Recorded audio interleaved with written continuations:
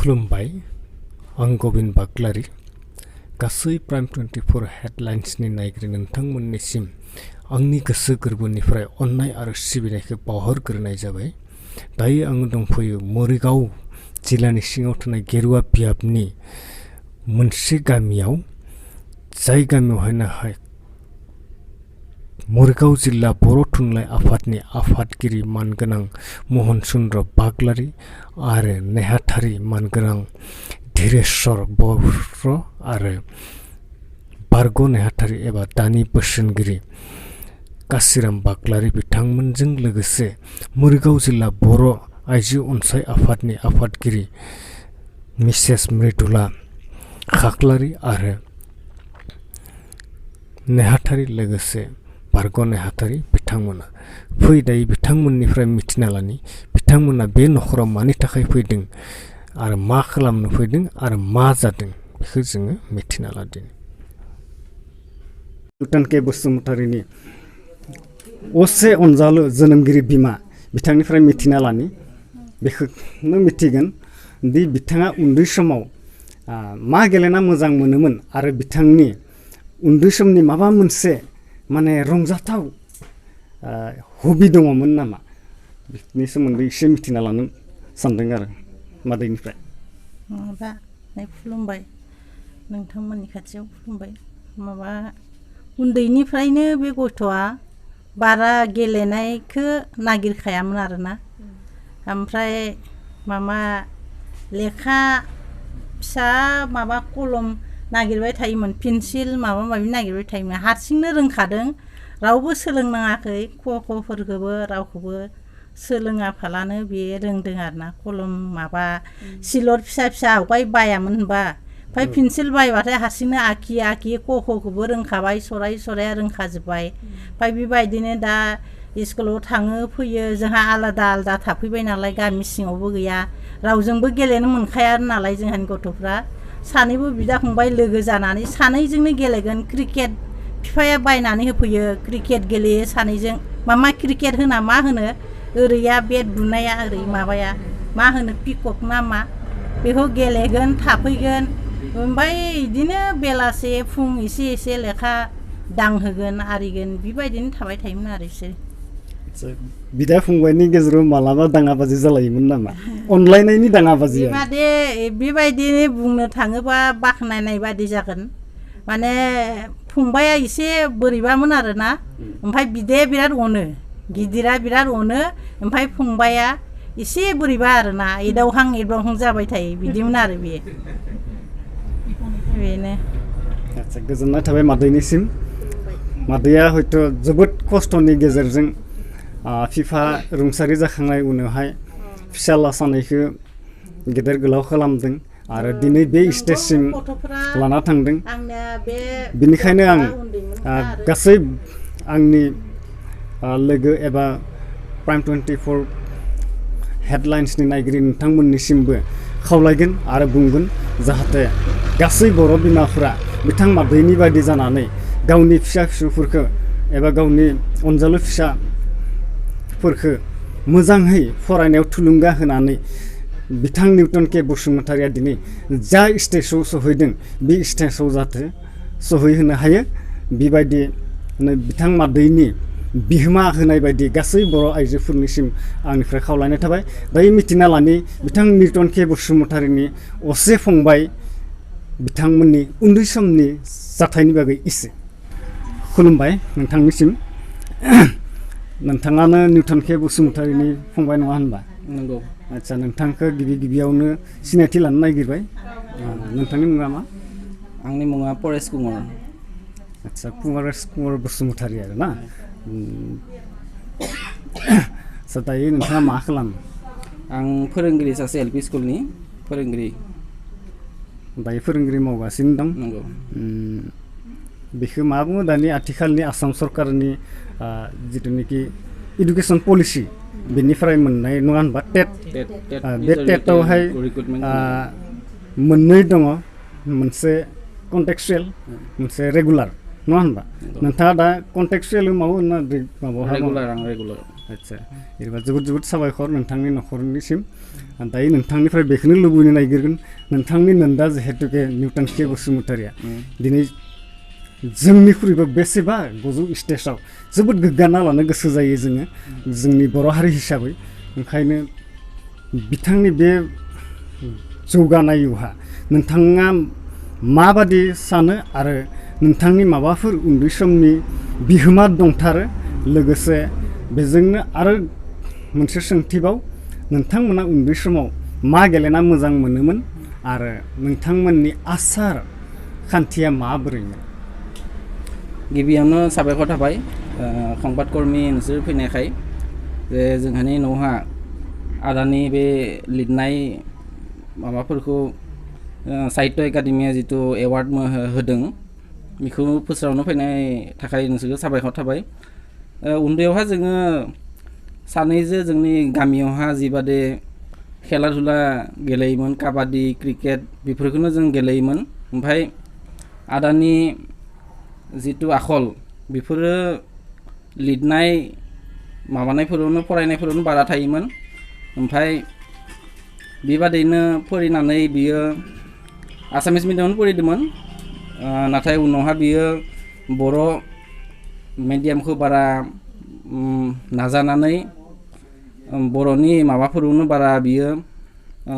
सिन्था सरसा खालामदोंमोन ओंखायनो बियो थाङै थाङै बर'नि लेखा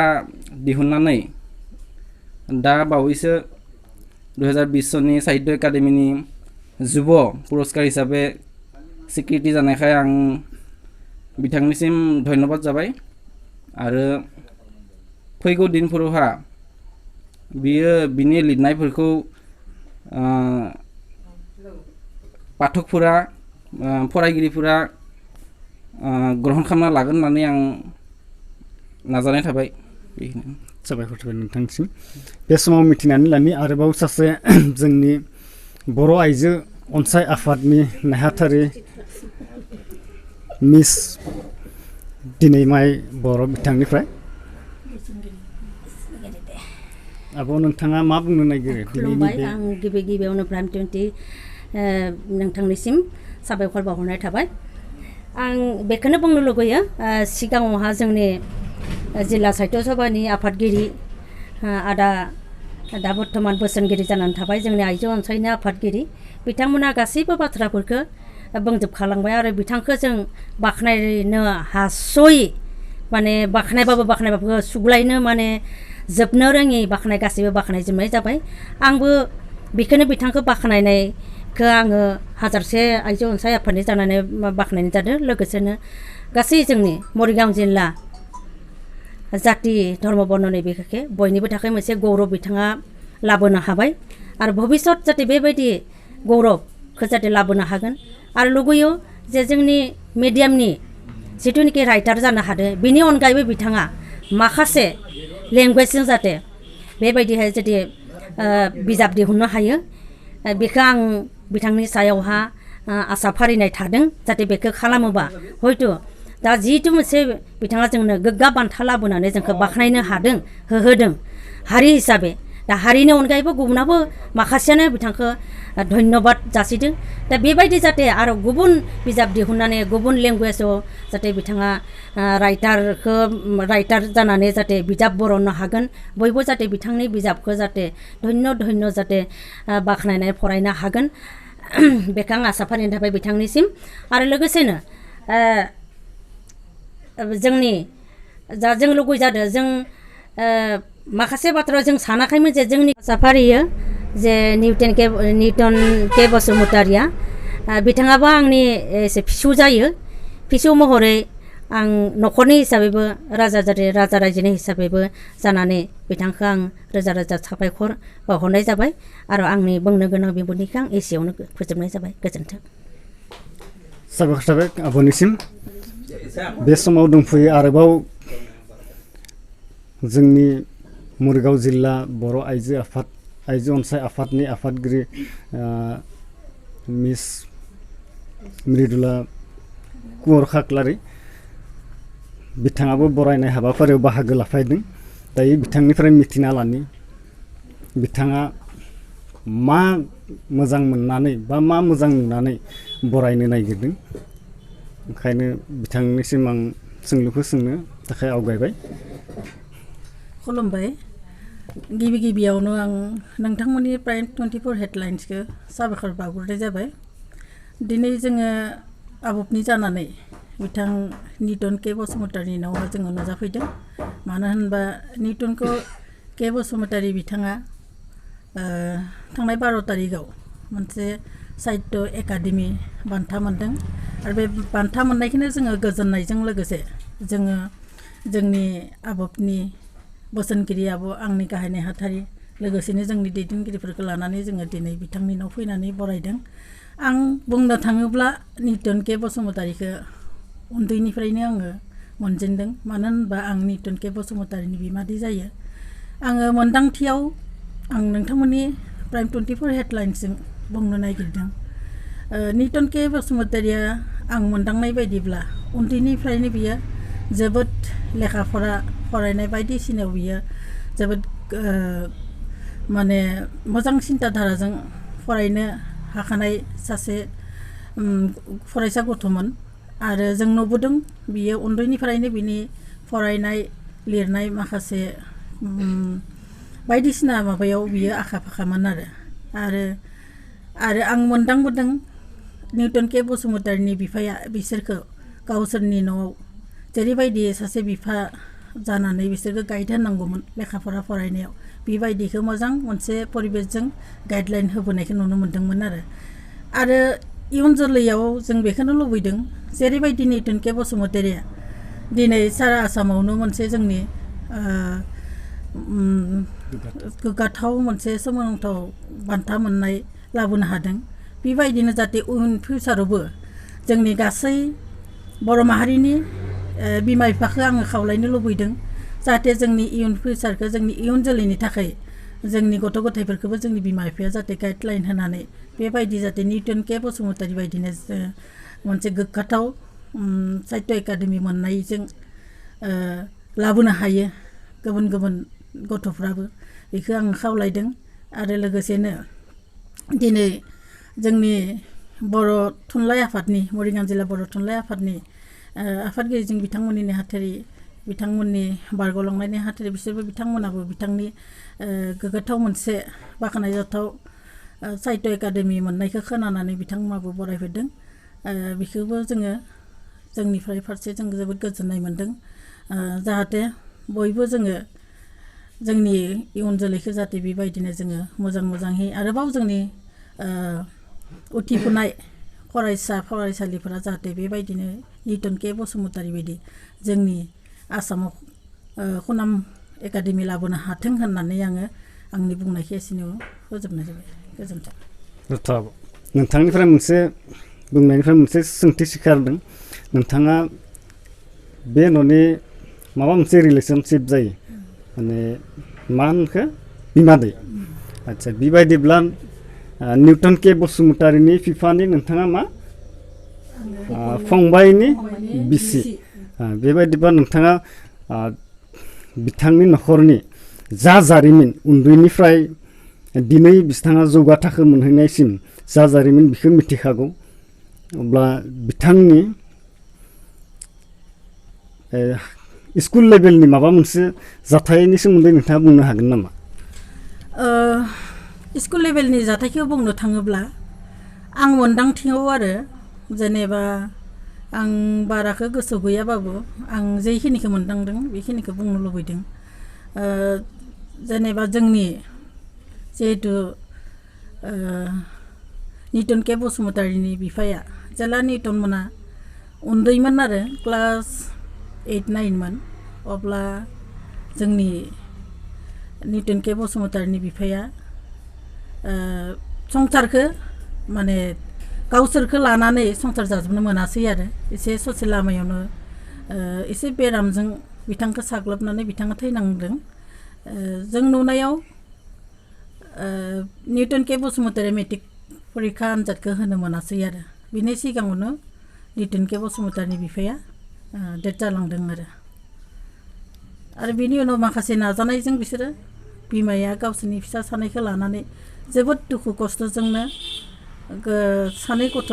फिसाज्लाखौ गाइड होनानै दिनै बेसिम लाबोनो हादों आरो जोंनि बिजावजालियाबो साबायखर थाबाय नोंथांनिसिम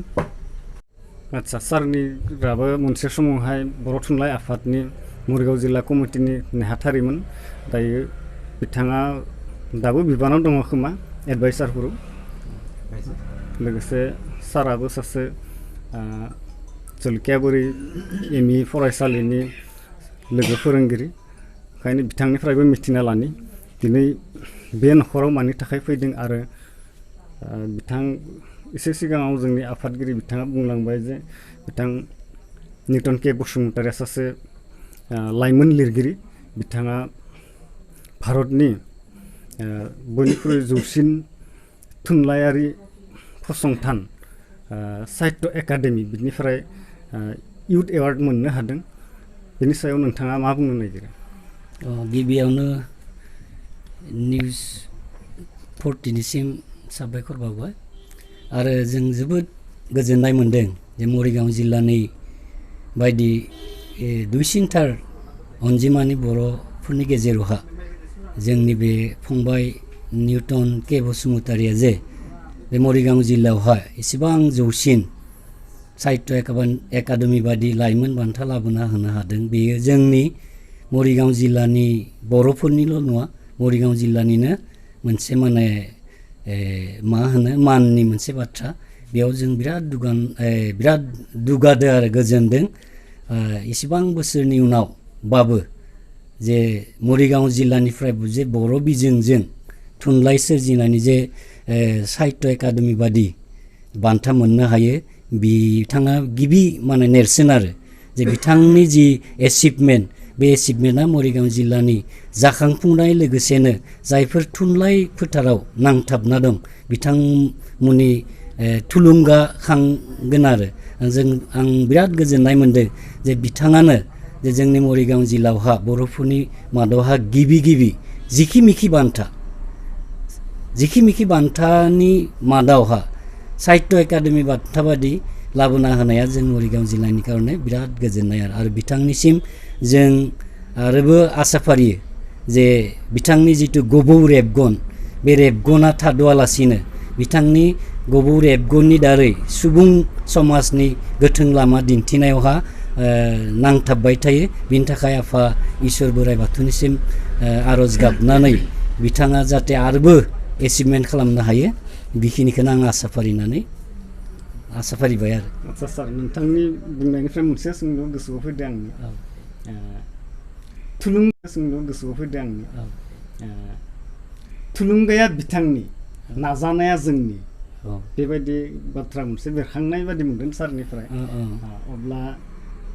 बिथांनि थुलुंगाया जोंनि फैबाय थानाय फरायसा फरायसुलि बा दानि सोरबाफोर लिरनो नाजाबाय थानाय लिरगिरिफोर बिथांमोननियावहा माबायदि बिहोमा होगोन